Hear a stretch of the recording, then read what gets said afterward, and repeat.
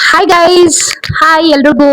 So ಇವತ್ತು ಈ log ಮಾಡ್ತಾ ಇದೀನಿ ಅಂದ್ರೆ ನೈಟ್ ರೋಟೀನ್ ಅಂದ್ರೆ ನೈಟ್ ಡಿನ್ನರ್ಗೆ ನಾವು ಏನೆಲ್ಲ ಪ್ರಿಪೇರ್ ಮಾಡ್ಕೋತಾ ಇದೀವಿ ಅಡುಗೆಗೆ ತಿನ್ನಕ್ಕೆ ಅದನ್ನ ನಾನು ಲಾಗ್ ಮಾಡ್ತಾ ಇದ್ದೀನಿ ನಮ್ಮಮ್ಮ ಜೊತೆ.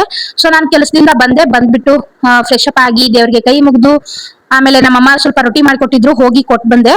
ರೊಟ್ಟಿ ಆರ್ಡರ್ ಇತ್ತಲ್ವಾ, ಹಾಗಾಗಿ ಕೊಟ್ಬಿಟ್ಟು ಬಂದೆ. ಸೊ ಆಫೀಸ್ ಇಂದ ಬರುವಾಗ ನಾನು ಏನ್ ತಗೊಂಡ್ ಬಂದಿದ್ದೆ ಅಂದ್ರೆ ನುಗ್ಗೆಕಾಯಿ ಸೊಪ್ಪು ಮತ್ತೆ ಮೆಂತೆ ಸೊಪ್ಪು ಮತ್ತೆ ಹೀರೆಕಾಯಿ.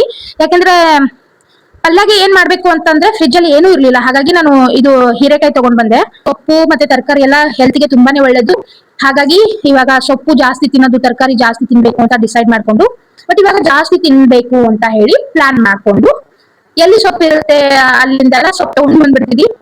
ಸೊ ನುಗ್ಗೆಕಾಯಿ ಸೊಪ್ಪು ಕ್ಲೀನ್ ಮಾಡವ ಅಂತ ಹೇಳ್ಕೊಟ್ಟಿದೀನಿ. ನಾನು ಇಷ್ಟು ಕಟ್ ಮಾಡಿದೀನಿ ಗೈಸ್. ಆಮೇಲೆ ನೈಟ್ ಡಿನ್ನರ್ ನಮ್ಮಮ್ಮ ಚಪಾತಿ ಹಿಟ್ಟು ಕಲ್ಸಿಟ್ಟಿದ್ದಾರೆ, ನಾನೇ ಚಪಾತಿ ಮಾಡ್ತೀನಿ, ಪಲ್ಯ ಮಾಡ್ತೀನಿ. ಇವಾಗ ಟೈಮ್ 8 ಗಂಟೆ ಆಗಿದೆ. 9 ಗಂಟೆ ಒಳಗಡೆ ನಾನು ಎಲ್ಲ ಕೆಲಸ ಮುಗಿಸ್ಬಿಡ್ತೀನಿ ಗೈಸ್. ಏನ್ ಗೊತ್ತಾ, ಇವಾಗ ಪಲ್ಯ ಅಂದ್ರೆ ಹೀರೆಕಾಯಿ ಪಲ್ಯ ಮಾಡ್ಕೊತಾ ಇದ್ದೀನಿ. ಆಯಿಲ್ ಎಲ್ಲ ಹಾಕಿದ್ದೀನಿ. ಆಮೇಲೆ ಇವಾಗ ಜೀರಿಗೆ ಸಾಸಿವೆ ಹಾಕೋತಾ ಇದ್ದೀನಿ. ಈ ವಿಡಿಯೋ ಮಾಡೋದಿದೆಯಲ್ಲ ತುಂಬಾ ಕಷ್ಟ ಇದೆ. ವಿಡಿಯೋ ಮಾಡೋದು ತುಂಬಾ ಕಷ್ಟ ಇದೆ. ಅಂದ್ರೆ ಯಾವ ತರ ಅಂದ್ರೆ ಈ ಕಡೆ ವಿಡಿಯೋನು ಮಾಡ್ಬೇಕು, ಈ ಕಡೆ ಅಡಿಗೆನು ಮಾಡ್ಬೇಕು, ಮ್ಯಾನೇಜ್ ಮಾಡ್ಬೇಕಲ್ವಾ ಎಲ್ಲ. ಸೊ ಸದ್ಯಕ್ಕೆ ನಮ್ಮ ಅಮ್ಮ ಇದಾರಂತ ನಂಗೆ ತುಂಬಾ ಹೆಲ್ಪ್ ಆಗಿದೆ. ವಿಡಿಯೋ ಮಾಡೋದಲ್ದೆ ಮತ್ತೆ ಎಡಿಟ್ ಮಾಡಿ ಅಪ್ಲೋಡ್ ಮಾಡೋ ಟೆನ್ಷನ್ ಇದೆಲ್ಲ ಇರುತ್ತೆ. ವಿಡಿಯೋ ಮಾಡೋದ್ರ ಹಿಂದೆ ಜಸ್ಟ್ ಒಂದ್ ವಿಡಿಯೋ ನೋಡ್ತೀವಿ ಅಷ್ಟೇ, ಬಟ್ ಆ ವಿಡಿಯೋ ಹಿಂದೆ ಎಷ್ಟು ಸ್ಟ್ರಗಲ್ ಇದೆ ಪ್ರತಿಯೊಬ್ಬರದು. ಆಗ ಹೀರೆಕಾಯಿ ಪಲ್ಯ ಮಾಡ್ಕೊತಾ ಇದೀನಿ. ಫ್ರೆಶ್ ಆಗಿ ತಂದು ಮಾಡಿ ತಿಂದ್ರೆ ಚೆನ್ನಾಗಿರುತ್ತೆ ಅಂತ ಹೇಳಿ ಫ್ರೆಶ್ ಆಗಿರೋದು ಹೀರೆಕಾಯಿ ತಗೊಂಡೆ 1 kg.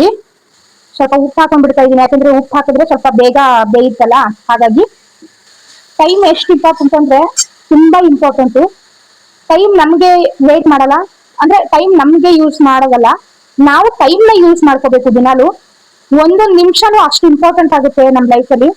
ಯಾಕಂದ್ರೆ ಇದಕ್ಕಿಂತ ಮುಂಚೆ ನಾನು ತುಂಬಾ ಟೈಮ್ ವೇಸ್ಟ್ ಮಾಡಿದ್ದೀನಿ. ಯಾಕೆ ನಾನು ಟೈಮ್ ಮ್ಯಾನೇಜ್ಮೆಂಟ್ ಬಗ್ಗೆ ನಾನು ಯಾಕೆ ಮಾತಾಡ್ತಾ ಇದ್ದೀನಿ ಅಂದ್ರೆ, ಟೈಮ್ ಅನ್ನೋದು ತುಂಬಾ ವೇಸ್ಟ್ ಮಾಡಿದ್ದೀನಿ.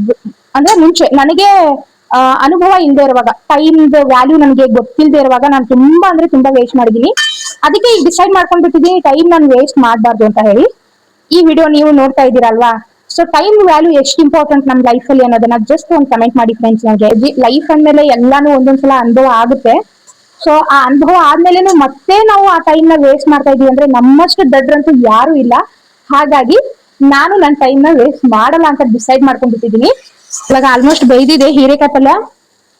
ಇದಕ್ಕೆ ನಾನು ಇವಾಗ ಚಿಲ್ಲಿ ಪೌಡರ್ ಮತ್ತೆ ಮಸಾಲ ಎಲ್ಲ ಹಾಕೋತಾ ಇದ್ದೀನಿ. ಚಿಲ್ಲಿ ಪೌಡರು ಮತ್ತೆ ಸ್ವಲ್ಪ ಗರಂ ಮಸಾಲ, ಧನಿಯಾ ಪುಡಿ ಇಷ್ಟ ಹಾಕೋತಾ ಇದ್ದೀನಿ. ಹಾಕೊಂಡು ಮಿಕ್ಸ್ ಮಾಡ್ತಾ ಇದೀನಿ ಗೈಸ್. ನೋಡಿ ನೋಡಿ ಮಿಕ್ಸ್ ಮಾಡ್ತಾ ಇದೀನಿ. ಮತ್ತೆ ಸ್ವಲ್ಪ ದಪ್ಪ ಉಪ್ಪು ಹಾಕೋತೀನಿ, ಚಿಕ್ಕ ಉಪ್ಪು ಹಾಕೋಲ್ಲ. ಬಿಕಾಸ್ ಯಾವ ಉಪ್ಪು ಹಾಕಿದ್ರು ಅಷ್ಟೇ, ಬಟ್ ದಪ್ಪ ಉಪ್ಪು ಸ್ವಲ್ಪ ಬೇರೆ ತರ ಟೇಸ್ಟ್ ಇರುತ್ತೆ. ಅದಕ್ಕೆ ಈ ಟೈಮಲ್ಲಿ ನಾನು ಗಿಡ್ಡಿಗೆ ಮಿಸ್ ಮಾಡ್ಕೋತೀನಿ, ಅಂದ್ರೆ ಪ್ರೀತಿಯಿಂದ ಗಿಡ್ಡಿ ಅಂತ ಕರಿತೀನಿ. ನೆಗಡು ನಿನಗೆ ಮಿಸ್ ಮಾಡ್ಕೋತೀನಿ. ಯಾಕಂದ್ರೆ ಯಾವ್ದೇ ಪಲ್ಯ ಮಾಡ್ಕೊಂಡು ಹೋದ್ರು ನಮ್ ಸ್ಟೈಲ್ ಅಲ್ಲಿ ಇಷ್ಟಪಟ್ಟು ತಿಂತಾಳೆ. ರೊಟ್ಟಿ ಮತ್ತೆ ಇದು ನಾಳೆ ಆಕ್ಚುಲಿ ಅವ್ಳು ರೊಟ್ಟಿ ತಗೊಂಡ್ ಬಾ ಅಂತ ಹೇಳಿದಾಳೆ. ಮಾರ್ನಿಂಗ್ ಟೈಮ್ ಸಿಕ್ಕ್ರೆ ಮಾಡ್ಕೊಂಡ್ ಬರ್ತೀನಿ ನಿನ್ಗೆ, ಓಕೆನಾ ಗೈಸ್. ಏನಂದ್ರೆ ಇವಾಗ ಜಸ್ಟ್ ಚಪಾತಿ ಮಾಡ್ದೆ, ಪಲ್ಯ ಮಾಡ್ದೆ, ರೈಸ್ ಆಯ್ತು. ಸೊ ಇನ್ನೇನು ಊಟ ತಿನ್ಬೇಕಷ್ಟೇ. ಎಷ್ಟು ಬೇಗ ಮಾಡಿದೆ ಅಂತಾನೆ ಗೊತ್ತಾಗ್ಲಿಲ್ಲ, ಯಾಕಂದ್ರೆ ಒಬ್ಬ ಸ್ಪೆಷಲ್ ಪರ್ಸನ್ ಕಾಲ್ ಮಾಡಿದ್ರು, ಅದು ನನ್ನ ತಮ್ಮಡು. ಸೊ ಅವನ ಜೊತೆ ಮಾತಾಡ್ಕೊಂಡು ಚಪಾತಿ ಎಲ್ಲ ಅಡಿಗೆ ಎಲ್ಲ ಮುಗಿಸ್ದೆ. ಸೊ ಇವಾಗ ಊಟ ತಿನ್ಬೇಕು. ನಂಗೆ ತುಂಬಾ ಬೇಜಾರಾಗಿದೆ, ಯಾಕೆಂದ್ರೆ ನಾನು ಅಷ್ಟಿಷ್ಟು ಟೈಮ್ ವೇಸ್ಟ್ ಮಾಡ್ಕೊಂಡಿಲ್ಲ, ತುಂಬಾ ಟೈಮ್ ವೇಸ್ಟ್ ಮಾಡ್ಕೊಂಡಿದೀನಿ. ಬಟ್ ಇನ್ಮೇಲೆ ನಾನು ಟೈಮ್ ವೇಸ್ಟ್ ಆಗ್ಬಾರ್ದು, ಟೈಮ್ ವೇಸ್ಟ್ ಆಗದೆ ಇರೋ ತರ ನಾನು ಬಿ ಕೇರ್ಫುಲ್ ಆಗಿರ್ಬೇಕು ಅಂತ ಅನ್ಕೊಂಡಿದೀನಿ. ನೋಡಿ, ನಾನು ಒಂದು ಚಪಾತಿ ಮತ್ತೆ ಹೀರೆಕಾಯಿ ಪಲ್ಯನ ಹಚ್ಕೊಂಡಿದೀನಿ. ಅಂದ್ರೆ ಒಂದು ಚಪಾತಿ ಮತ್ತೆ ಹೀರೆಕಾಯಿ ಪಲ್ಯನ ನಾನು ಇವಾಗ ತಿಂತಾ ಇದ್ದೀನಿ. ಸೊ ಅಲ್ಲಿ ನಮ್ಮ ಯಜಮಾನ್ರು ತಿಂತಾ ಇದ್ದಾರೆ, ನಮ್ಮ ಅಮ್ಮನೂ ತಿಂದ್ರು, ಅವರು ಮಲ್ಕೊಂಡಿದ್ದಾರೆ ಇವಾಗ. ಸೊ ನಾನು ತಿನ್ಬಿಟ್ಟು ಕೆಲಸ ಮಾಡಿ ಮಲಗಬೇಕು. ಟೈಮ್ ವ್ಯಾಲ್ಯೂ ಅಂದ್ರೆ ಸಮಯ ನಮ್ಮ ಲೈಫಲ್ಲಿ ತುಂಬಾನೇ ಇಂಪಾರ್ಟೆಂಟ್ ಅಂತ ಆಲ್ರೆಡಿ ಹೇಳಿದೀನಿ. ಎಷ್ಟು ಇಂಪಾರ್ಟೆಂಟ್ ಅಂದ್ರೆ ನಮ್ಮ ಜೀವನದಲ್ಲಿ ಟೈಮ್ ಅನ್ನೋದು ಒಂದು ದೊಡ್ಡ ಸಂಪತ್ತು ಇದ್ದಂಗೆ. ಅಂದ್ರೆ ಯಾರ್ಯಾರೆಲ್ಲ ಟೈಮ್ ನ ಯೂಸ್ ಮಾಡ್ಕೋತಿದಾರಲ್ಲ, ಅವರು ಜೀವನದಲ್ಲಿ ಏನ್ ಬೇಕಾದ್ರೂ ಸಕ್ಸಸ್ ಮಾಡ್ಬೋದು. ಸೊ ಟೈಮ್ ಅನ್ನೋದು ಅಷ್ಟು ಇಂಪಾರ್ಟೆಂಟು. ಟೈಮ್ ಅನ್ನೋದು ಕಳ್ಕೊಬೇಡಿ, ಯೂಸ್ ಮಾಡ್ಕೊಳ್ಳಿ.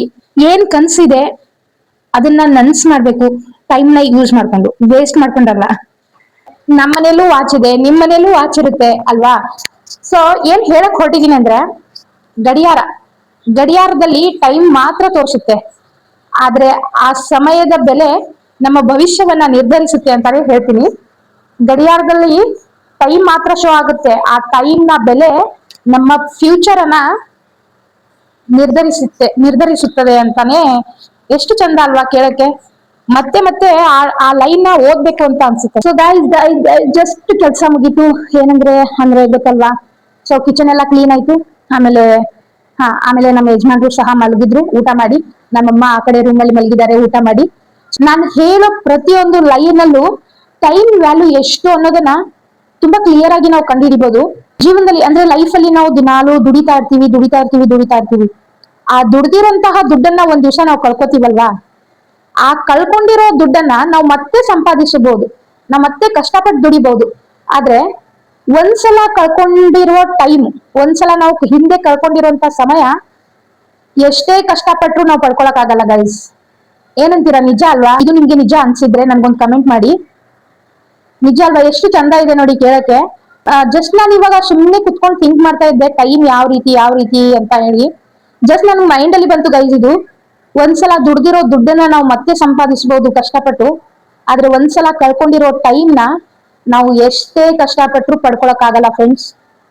ಹೌದಲ್ವಾ? ನಿಜ ಅಲ್ವಾ? ಅಂದ್ರೆ ನಮ್ಮ ಯಜಮಾನ್ರಿಗೆ ನಾನು ಆರ್ಡರ್ ಮಾಡಕ್ ಹೇಳಿದ್ದೆ. ಇದೇನಪ್ಪಾ ಅಂದ್ರೆ, ನೀವೇ ನೋಡಿ, ಇವಾಗ ನಾನು ಓಪನ್ ಮಾಡಿ ತೋರಿಸ್ತಾ ಇದ್ದೀನಿ. ಸೊ ಇದು ಬೆಲ್ಟ್ ಇದೆ, ಚೆನ್ನಾಗಿದೆ. ನೈಸ್, ಚೆನ್ನಾಗಿದೆ, ಕಲರ್ ಚೆನ್ನಾಗಿದೆ. ಸೊ ಚೆನ್ನಾಗಿ ಬಂದ್ರೆ ಸಾಕಷ್ಟೇ. ಇದು ಬೆಲ್ಟ್ ಆಯ್ತಾ, ಬೆಲ್ಟ್ ತರಿಸಿದ್ದಾರೆ. ಯಾರಿಗಂದ್ರೆ ನನಗೂ ಅಲ್ಲ ಅವರಿಗೂ ಅಲ್ಲ. ಸೊ ಇದು ನಮ್ಮ ಅಮ್ಮನ್ಗೆ ನಾನು ಹೇಳಿದ್ದೆ. ನಮ್ಮಮ್ಮ ಸ್ವಲ್ಪ ಅಂದ್ರೆ ಕೆಲ್ಸಕ್ಕೆ ಹೋಗ್ತಿದಾರಲ್ಲ ಇವಾಗ. ಸೊ ಆ ಕೆಲ್ಸ ಹೇಗೆ ಅಂದ್ರೆ, ಕುತ್ಕೊಂಡ್ ಮಾಡೋಕ್ಕಿಂತ ಜಾಸ್ತಿ ಹೊತ್ತು ನಿಂತ್ಕೊಂಡ್ ಮಾಡೋ ಕೆಲಸ ಅದು ಅವ್ರದ್ದು. ಹಾಗಾಗಿ ಈ ಬೆಲ್ಟ್ ನ ನಾನು ಆರ್ಡರ್ ಮಾಡಕ್ ಹೇಳಿದ್ದೆ. ಯಾಕೆಂದ್ರೆ ಅವರಿಗೆ ನಿಂತ್ಕೊಂಡು ಅಂದ್ರೆ ಏಜ್ ಆಗಿದೆ ಅಲ್ವಾ. ಸೊ ನಿಂತ್ಕೊಂಡು ಅವರಿಗೆ ಸೊಂಟ ನೋವುತ್ತೆ. ಹಾಗಾಗಿ ನಾನು ನಮ್ಮ ಯಜಮಾನ್ರಿಗೆ ಹೇಳಿದ್ದೆ, ರೀ ಒಂದು ಆರ್ಡರ್ ಮಾಡಿ ನಮ್ಮ ಅಮ್ಮನ್ಗೆ ಅಂತ ಹೇಳಿ. ಹಾಗಾಗಿ ಅವ್ರು ಆರ್ಡರ್ ಮಾಡಿರೋದು ಇವತ್ತು ಬಂತು. ಸೊ ಜಸ್ಟ್ ಇಲ್ಲಿತ್ತು, ನಾನು ಏನಿದೆ ಅಂತ ನೋಡೋಣ ಅಂತ ಅಂದಾಗ ಇದೊಂದು ನಾನು ನಿಮ್ಗೆ ಶೋ ಮಾಡ್ತಾ ಇದ್ದೀನಿ ಲಾಗ್ ಅಲ್ಲಿ. ಸೊ ಚೆನ್ನಾಗಿದೆ. ಅವರು ಅಂದ್ರೆ ಇದು ಹಾಕೊಂಡ್ಬಿಟ್ಟು ನಿಂತ್ಕೊಂಡು ಕೆಲಸ ಮಾಡಿದ್ರೆ ಅಂದ್ರೆ ಪೇನ್ ಆಗಲ್ಲ ಸೊಂಟ ಅಂತ ಹೇಳಿ ನಮ್ಮ ಅಮ್ಮನೂ ಅಂದ್ರು. ಆಮೇಲೆ ನಾನು ಸಹ ನೋಡ್ದೆ ಯಾವ್ದೋ ಒಂದು ವಿಡಿಯೋದಲ್ಲಿ. ಹಾಗಾಗಿ ಇದನ್ನ ನಾನು ಆರ್ಡರ್ ಮಾಡಿದ್ದೀನಿ ಅವರಿಗೆ. ನಾಳೆಯಿಂದ ಮೇ ಬಿ ಹೋಗ್ತಾರೆ. ನಾಳೆಯಿಂದ ಹಾಕೊಂಡು ಅಂದ್ರೆ ಅಲ್ಲಿ ಹೋದ್ಮೇಲೆ ಹಾಕೊಂಡು ಕೆಲಸ ಮಾಡಕ್ ಹೇಳ್ಬೇಕು ಅವರಿಗೆ. ಅವರು ಸಹ ಹಾಕೊಂಡು ಕೆಲಸ ಮಾಡ್ತಾರೆ. ಸೊ ರಿಸಲ್ಟ್ ಏನು ಎತ್ತ ಹೇಗೆ ಅಂತ 1 ವೀಕ್ ದಲ್ಲಿ ಗೊತ್ತಾಗುತ್ತೆ. ಅಟ್ಲೀಸ್ಟ್ ಏನಂದ್ರೆ ಅವ್ರಿಗೆ ಸೊಂಟ ನೋವಾಗೋದು ಸ್ವಲ್ಪ ಕಡಿಮೆ ಆದ್ರೆ ಸಾಕು. ಸೊ ಇದನ್ನ ಆರ್ಡರ್ ಮಾಡಿರೋದು ಬಂದಿದೆ. ಎಸ್, ಕೆಲ್ಸದ ಜೊತೆಗೆ ಕೆಲಸ ಮಾಡೋ ವ್ಯಕ್ತಿನೂ ತುಂಬಾ ಇಂಪಾರ್ಟೆಂಟ್. ಹಾಗಾಗಿ ನೈಸ್. ಸೊ ಇವತ್ತು ನನ್ ಬಗ್ಗೆ ತುಂಬಾ ಪ್ರೌಡ್ ಆಗ್ತಿದೆ. ಸೊ ಫಸ್ಟ್ ನಮ್ಮನ್ನ ನಾವು ಇಷ್ಟಪಡ್ಬೇಕು, ನಮ್ಮನ್ನ ನಾವು ಮೋಟಿವೇಟ್ ಮಾಡ್ಬೇಕು. ಎಸ್ ಗೈಸ್, ಈ ವಿಡಿಯೋ ನಿಮ್ಗೆ ಇಷ್ಟ ಆಗಿದೆ ಅಂತ ಐ ಹೋಪ್. ಸೊ ಈ ವಿಡಿಯೋ ನಿಮ್ಗೆ ಇಷ್ಟ ಆಗಿದ್ರೆ ಲೈಕ್ ಮಾಡಿ, ಶೇರ್ ಮಾಡಿ, ಮತ್ತೆ ಕಮೆಂಟ್ ಮಾಡಿ. ಹಾಗೂ ಈ ನನ್ನ ಚಾನೆಲ್ನ ಸಬ್ಸ್ಕ್ರೈಬ್ ಮಾಡ್ಕೊಳ್ಳಿ. ಸಿಗ್ತೀನಿ ಮತ್ತೊಂದು ಹೊಸ ವಿಡಿಯೋದಲ್ಲಿ. By friends, take care, good night.